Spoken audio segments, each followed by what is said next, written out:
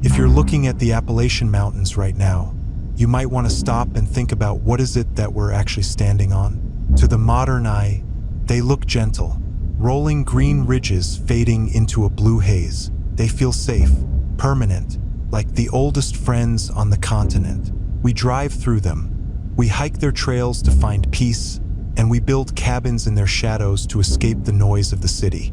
They seem humble compared to the jagged, snow-capped violence of the Rockies or the Alps, but appearances are a lie. Underneath that soft canopy of oak and pine hides a history of violence so catastrophic that it defies human imagination. These aren't just hills, they are the jagged stumps of a dead monster. A monster that once ruled the world. We assume the ground has always been where it is today, but that is the first mistake. To understand these mountains, you have to strip away the trees, strip away the soil, strip away the very air you breathe and go back, way back, into deep time. Wait a minute, did the east coast of the United States actually sit on the equator? Did this quiet forest really look like a tropical inferno? Well, there's evidence that it did. So much evidence that the rocks themselves are screaming it at us.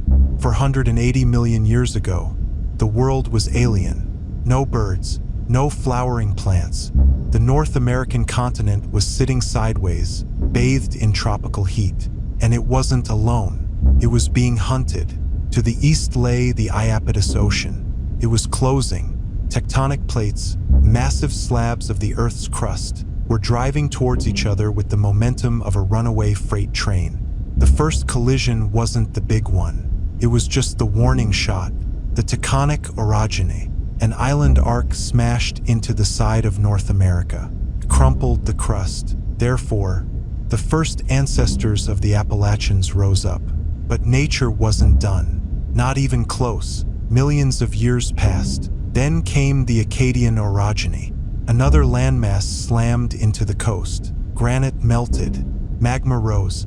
But the true monster was still out there in the dark ocean. Gondwana, the supercontinent that included Africa and South America. It was inevitable. Around 300 million years ago, the final impact happened. The Alleghenian orogeny. This wasn't a fender bender. This was a planetary head-on collision. Africa rammed into North America. The force was so unimaginable that it didn't just build a mountain range.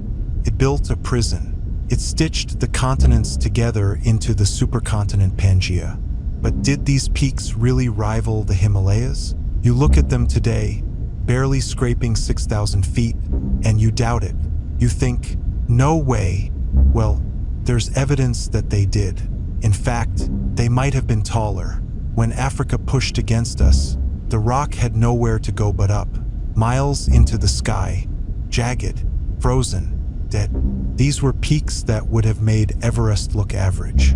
They tore the clouds apart.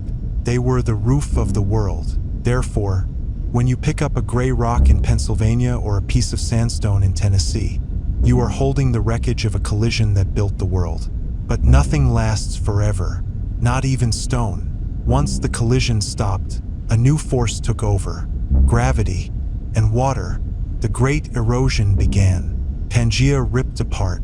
The Atlantic Ocean opened up, separating us from Africa forever. And the mountains were left alone. Rain fell.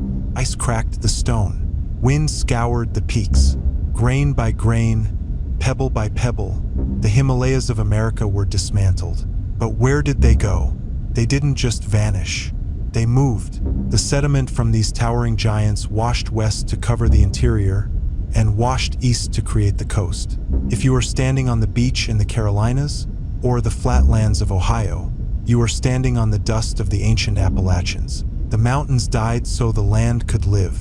So, from the collision of supercontinents to the gentle slopes of the Blue Ridge, we see a transformation from chaos to order. But there is another layer to this story. One that involves humans. For thousands of years, these eroded stumps were a barrier. To the European settlers arriving on the coast, they were a wall, a green, impenetrable fortress that said, "Stop." The British Crown even forbade settlement beyond the ridgeline. But humans are stubborn. We don't like walls. We find the cracks, the Cumberland Gap, a doorway carved by wind and water. It was the needle's eye. Daniel Boone and the Long Hunters pushed through. Therefore, the history of the United States spilled over the top. But the mountains didn't just let them pass. They forged the people who stayed. Think about the culture of Appalachia. Distinct, fierce, independent. Why? Because the geology dictated it. The steep ridges and narrow hollers isolated communities. Therefore, distinct dialects survived. A reliance on self and kin became the law of the land because the government was too far away on the other side of the rock. And then, there was what lay inside the mountains. Remember that tropical inferno I mentioned earlier? The swamps? When trees died in those swamps, they were buried, compressed, heated. For 300 million years, the Appalachians held a secret vault of energy, coal. When the Industrial Revolution hit, the mountains became a target. We dug into the scars of the ancient collision to pull out the burning black rock. We fueled a nation with the corpses of prehistoric forests. But at what cost? We took the tops off the mountains that nature had spent eons sculpting. From the forging of bedrock to the forging of a nation, the story is unbroken. So, what is it that we're actually standing on? We are standing on a graveyard of eras. We are standing on the proof that the earth is alive, restless, and indifferent to our presence. The Appalachians are quiet now. They are tired. They are settling down for their long sleep into the earth. But they are watching. If you walk into those woods today, and you stop, and you really listen, you won't just hear the wind in the leaves. You will hear the echo of continents colliding. You will feel the pulse of a world that existed long before us, and will exist long after we are gone. These mountains don't just have a history. They are history, solidified, and they are still telling their story to anyone brave enough to listen.